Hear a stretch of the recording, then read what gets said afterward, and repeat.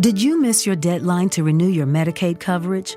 You can still send your completed annual review form to Healthy Connections Medicaid.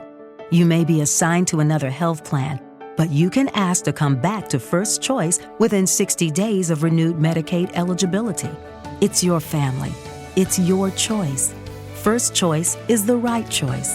Renew and choose us. Visit selecthealthofsc.com/renew to learn more. Okay, round two. Name something that's not boring. A laundry? Ooh, a book club. Computer solitaire, huh? Ah, sorry, we were looking for Chumba Casino.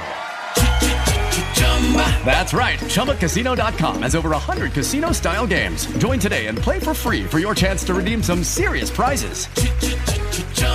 ChumbaCasino.com. No purchase necessary. Void where prohibited by law. 18 plus terms and conditions apply. See website for details.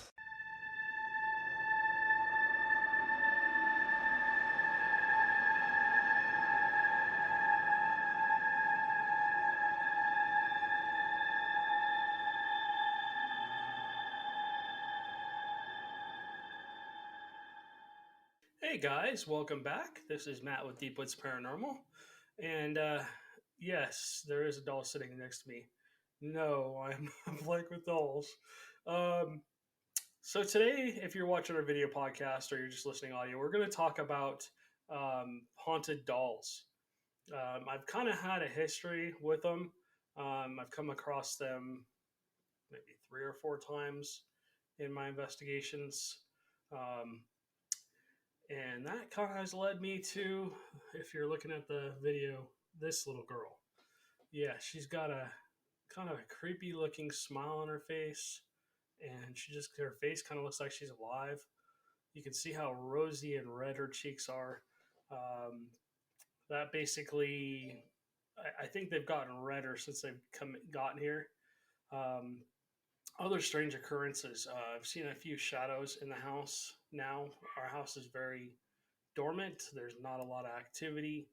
We do get an occasional visitor here or there, but it's not active or haunted or anything like that, which is nice. We built this house, so this land is not, or at least the house is not very active. I'm sorry, that's little Miss Tinkerbell screaming her head off. So anyways, all right, so let's talk about haunted dolls.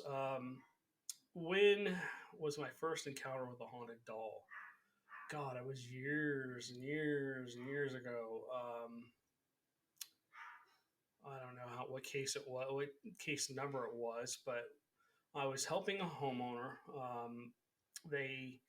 Their daughter had reported weird activity at night, and there was a lot of stuff going on in the house. There was a very high EMF in the house, which added to the paranormal activity, in my opinion.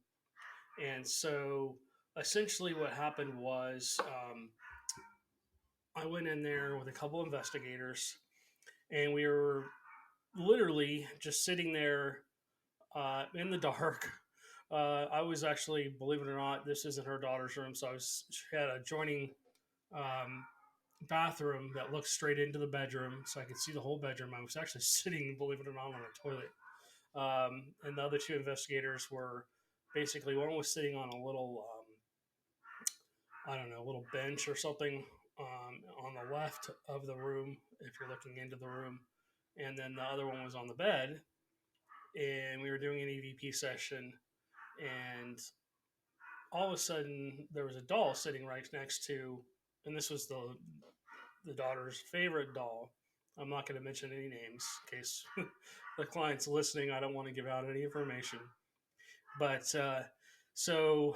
this was the daughter's favorite doll, and I didn't really believe in haunted dolls at that point. I thought they were just kind of something everybody made up and stuff like that. If you're watching the video podcast and you see anything weird with this doll, leave a comment down below. Let me know. Anyways, I just feel like there's an energy to her. Sorry, I'm getting off track here. So getting back to my story. So essentially we were sitting there. God, I'm getting the chills as I sit here. There's some kind of energy in the room. So I was sitting there and I'm looking at her asking a question, and all of a sudden this tall shadow stands up behind her. and it wasn't a human spirit. Let's just put it that way. It was something more negative, something more deviant, something that wanted to do harm. And I'm like, oh, hey, there's something standing behind you. She turns around. She got cold chills down her back. And she's like, I got the chills. And then next thing I know, that there was just something standing there. And then it creeped. I just saw it vanish, kind of creep back down and go into the doll. It was just a black silhouette of something. It was human shaped. I would say had to been tall. It was taller than I was, maybe 7, 8 feet tall. Maybe it was just projecting itself to be larger than it was. But so after that, we went back and we listened to all the audio. I don't even remember what we got, but we definitely got a couple EVPs from in that room. And one of the things that I heard was, I think, a little girl's laugh or something like that. And to me, that just, after what I saw, I'm like, okay, no, that's not a little girl. And so essentially, we figured out that the doll was haunted. The owner, because of all the activity, and we saw some strange things in that place, she ended up selling the house and leaving. And I had to tell her, and I guess this should come out now because the daughter's, this is like 12 or 13 years ago, maybe longer than that. She's an adult now. The owner ended up leaving the doll in the dumpster or something, throwing it in the dumpster, which honestly, in all I should have probably taken the doll, put it somewhere, blessed it, and probably put it in maybe some kind of a case or something. I just wasn't into that at that point in time. I didn't want haunted objects in the house that we were living in because there was so much activity already in the house. And if I brought that in there, it would have probably caused chaos. So I just told her, just dispose of it, get rid of it. And essentially we'll find some other, you'll have to get her another toy or something else that she likes. I don't know where she got the doll. I don't know if she just bought it originally and maybe something attached itself to her. I do know that she and her daughter both were, I hate the word sensitive, but they were more open to the paranormal. So maybe that's where it came from. Maybe it came into the house and saw the doll and said, hey, I'm going to attach myself to this because this young lady is so attached to this doll. And she was literally like attached to it and took it everywhere she went and stuff. So yeah, that was my very first encounter with a possible haunted doll. I do believe the doll had some kind of energy to it. And as soon as we removed that from the house, the activity didn't die down completely. There was other spirits in the house, but the activity did stop a lot in her room. She wasn't as scared. It felt more comfortable in there. And we did a couple other things to help clear out the house of any negative energy. So moving on. The next time I saw a haunted doll, God, I think it was in the Wolf Manor, which is no longer there. Didn't really pay much attention to it. And then over time, people have told me they have haunted dolls. And I've been into homes where, I've been through thousands of homes. But, I've been in little kids' rooms where you go, okay, there's some kind of energy attached to these things. But it wasn't anything bad. It just seemed like maybe a little spirit, a little kid's spirit. The way I can tell is I've been doing this for so long. I've lived with the paranormal or ghosts my whole life, pretty much. I've experienced so much over my 45 years. It's not even funny. At this point, not a lot surprises me. It does startle me from time to time or scare me from time to time, but not much really surprises me. I have things move in front of me all the time. And, it's like, okay, let me get my phone out. Hold on. Do that again. Except most of the time it's stuff that I don't want to have happen. Like a bowl literally got slapped out of my hand, hit the kitchen sink, and exploded into about 100 pieces. And we're still finding shards of it in places where it's like, well, how the hell did they get in here? So anyways, but like I said, I've been doing this so long. I've had so many experiences that most. Did she just move her eyes? All right, I'll have to look back for that. Anyways, I just get the feeling something on her face is moving. That was my second account, and then we went to recently. We did the Old Park Hotel. That was amazing. We really love that place. There's a positive energy on this little girl. I can just feel. I'm getting goosebumps from like the back of my neck all the way down to my knees. So, anyways, that's a good thing. I like that. We want a positive energy on this spirit. I mean, on this doll. We don't know if she's haunted yet or not, but I'll talk about that in just a second. So, anyways, we went to the Old Park Hotel. If you've watched the show on our YouTube channel, you've seen it. There was a little kids' room where supposedly they think they had either 7 or 8 haunted dolls. And I made the mistake of setting the spirit box down right in front of one of the little girls. In fact, she kind of looked like this one. And all of a sudden, you start hearing her jibber jabber. And I kept asking, man, what are they saying? What is she saying? And I know I heard, I'm going to poke you, and a few other things came out. But that was pretty interesting. So, anyways, after dealing with that, I don't know. I kind of had a feeling like, wow, that'd be kind of cool to own one of those. And so last weekend, Amanda and I were out, and I just had this itch. We were going through antique stores and like Goodwills and stuff like that. We're looking for a piece of furniture for Amanda's records to put her records in a record player on. Anyways, so I was looking at these dolls, and there was 2 of them. This one, and there was another doll sitting right next to it. And I really wanted to grab the other one over there, but I left it. I'm like, maybe I should just wait. Maybe I shouldn't get this one. But it had this energy to it. And so as I was sitting there, I mean, as we were walking around looking at other things, I'm like, I told the man, I'm going to go grab that doll. And unfortunately, again, a young girl, probably 7 or 8, maybe a little older, had already grabbed the one that I was going to grab.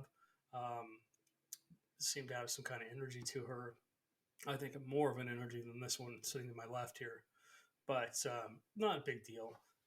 I think the more you pay attention to the doll or the spirit or whatever, the more it will interact with you, the more more feedback you'll possibly get and stuff like that.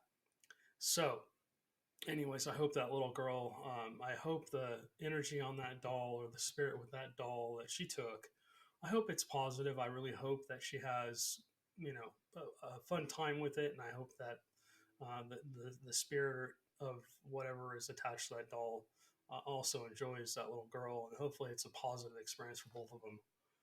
So anyways, moving on. Now you're going, well, what the hell are you going to do with that little girl standing next to you? That little doll. Well, what I want to do is I want to take it slow. I've had her sitting on a display a display table since last weekend. So about 3 or 4 days since Saturday.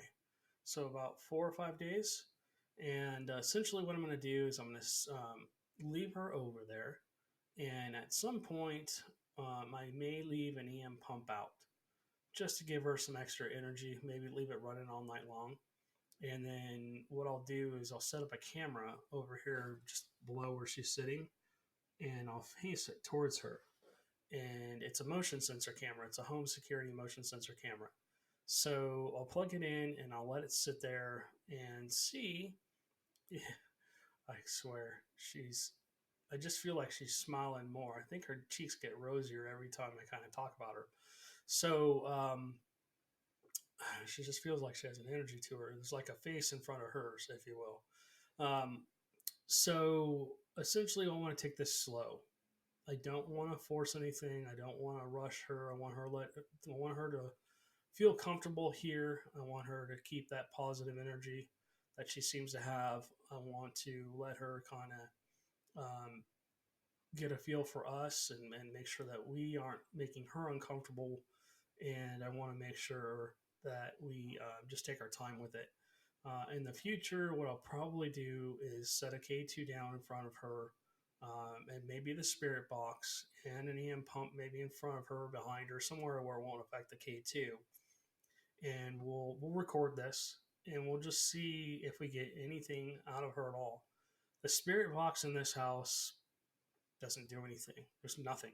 It's if we do get something, it's a lot of gibberish um, that you can't understand. It's not very clear, and I mean it could just be interference. It's not like some of the places we've gone where you get these really clear voices that say a name or say your name or say something else. That's what I'm looking for from her. I would like to establish communication with her and see if we can keep her happy and keep everything positive with her, and give her a nice home here.